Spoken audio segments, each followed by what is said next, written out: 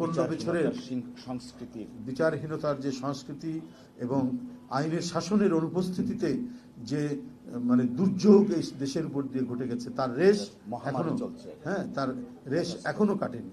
ওই সমস্ত দুর্বৃত্তরাই নানা জায়গায় নানাভাবে এগুলোকে মানে এই সমস্ত ঘটনা ঘটাচ্ছে।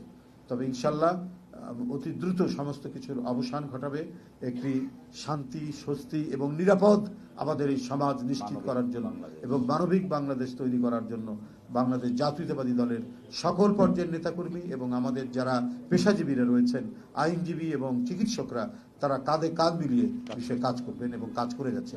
আমরা বিগত 16 বছর দুঃশাসনে আমাদের অতি পরিচিত শান্তি ও সুস্থময় পরিপার্শ্বকে বিকৃত করা হয়েছে।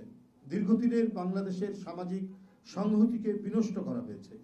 দুর্বৃত্তায়নের ব্যাপক প্রসার ঘটিয়ে সমাজকে পচা, গলিত, দুর্গন্ধময় করার চেষ্টা করা হয়েছে।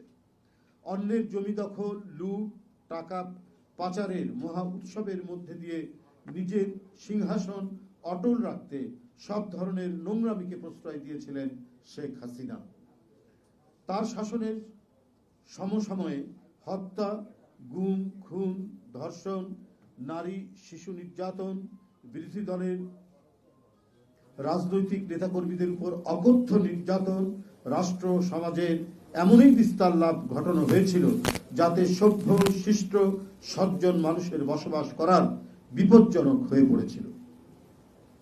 সাধারণ মানুষকে লাঞ্ছিত করতে, দুর্দশায় ফেলতে তারা কোনো দ্বিধা করেনি। বিরোধী রাজনৈতিক দলের নেতাকর্মীকে অবমাননা, অতি কথন ও অপপ্রচারের বিরতিহীন কালিমা লিপ্ত করার চেষ্টা করা হয়েছিল। যাবতীয় ভয়, হুমকি ও দুর্বিপাকের মধ্যে দেশের নাগরিক বৃন্দকে জীবন যাপন করতে হয়েছে। আপনারা জানেন যে বিএনপির মতো একটি বৃহত্তম রাজনৈতিক দলের নেত্রী, দেশনেত্রী বেগম খালেদা জিয়া এবং ভারপ্রাপ্ত চেয়ারম্যান জনাব তারেক রহমানকে এহেন অপপ্রচার নাই, এহেন নিপীড়ন নাই, এহেন নির্যাতন নাই যে তারা করেনি। দেশনেত্রীকে বছরের পর বছর কারাগারে আটকে রাখা হয়েছিল। তিনি যাতে চিকিৎসা নিতে না পারেন তার যাবতীয় ব্যবস্থা এই সরকার করেছে।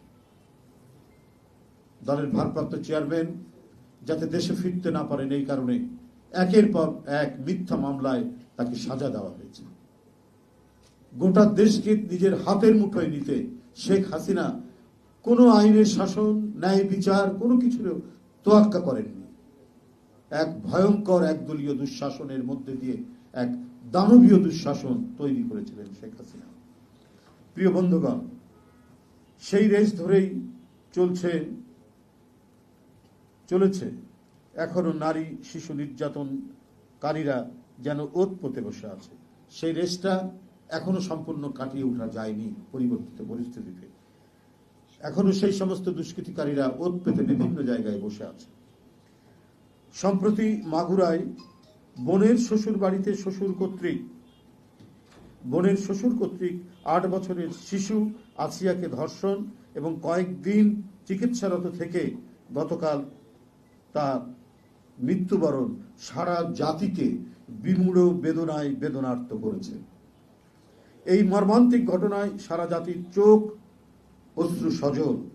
দীর্ঘ দুঃশাসনের মানবিকতা, নৈতিকতা, ন্যায্যতা, ন্যায় বিচার অদৃশ্য করেছিলেন শেখ হাসিনা। অপকর্মকারীরা অধিকাংশই ছিল শেখ হাসিনার দলের লোক, কারণ এরা জনসেবার চেয়ে আত্মসেবাকেই বড় করে দেখেছেন। কিসের দেশ, কিসের জনসভা?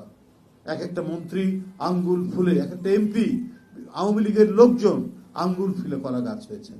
একজন ছাত্র নেতা সে 2000 কোটি টাকা পাচার করে, ছাত্রলীগের এক নেতা। এই ধরনের অসংখ্য ঘটনা ঘুরি। যে দেশে দুর্নীতি, যে দেশে টাকা পাচার হয়, সেই দেশে নারী শিশু নির্যাতন তো একটা স্বাভাবিক ঘটনা। কারণ এই ক্ষমতাসীনরাই, তৎকালীন ক্ষমতাসীনরাই এই অনাচারগুলোকে প্রতিষ্ঠিত করেছে বলেই নারীরা, শিশুরা কেউ রেহাই পায়নি। প্রিয় সাংবাদিক বন্ধুগণ, বর্তমান সময়ে নির্যাতিত আসিয়াকে ধর্ষণের পর মৃত্যুর বিষয়টি কোনো মতেই দেশবাসী মেনে নিতে পারছে না। বর্তমান শাসনকালে মানুষের প্রত্যাশা ছিল সারা জাতিতে তৃণমূলে অতি দ্রুত আইনের শাসন বলবৎ কিন্তু প্রশাসনের স্লথ ও ঢিলেঢালা আচরণের কারণে সমাজে দুষ্কৃতিকারীরা নানাভাবেই আশকারা পাচ্ছে।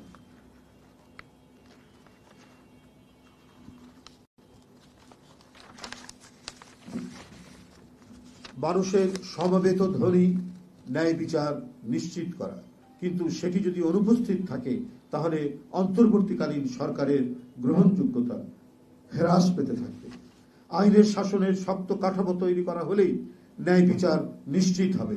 প্রশাসন যোগ্য, দক্ষ, ন্যায়পরায়ণ, সৎ ও মানবিক না হলে সমাজে অন্যায়, অবিচার এবং খুন, জখম, নারী ও শিশু নির্যাতনের প্রকোপ জ্যামিতিক হারে বৃদ্ধি পাবে। এটাই দেশে দেশে, যুগে যুগে বিভিন্ন সমাজে আমরা সেই দৃষ্টান্তই দেখেছি, সেই উদাহরণগুলোই দেখেছি। অবিলম্বে সত্যিকার অর্থে আইনের শাসন বলবৎ করে সমাজে প্রকৃত দুষ্কৃতিকারীদের শাস্তি নিশ্চিত করা হোক। আমরা আবারও জোরালো দাবি করছি, ধর্ষণে নির্যাতিত শিশুর মৃত্যুতে হত্যাকারীদের দৃষ্টান্তমূলক শাস্তি অতি দ্রুত নিশ্চিত করা হোক। বন্ধুগণ, বাংলাদেশ জাতীয়তাবাদী দল দেশব্যাপী নারী শিশু নির্যাতন, ধর্ষণ ও হত্যার ঘটনাগুলো তথ্য সংগ্রহ, নিপীড়িত নারী ও শিশুদের আইনি এবং স্বাস্থ্য সহায়তা দেওয়ার জন্য একটি সেল গঠন করেছে। এই সেলের নাম দেওয়া হয়েছে নিপীড়িত নারী ও শিশুদের আইনি ও স্বাস্থ্য সহায়তা সেল।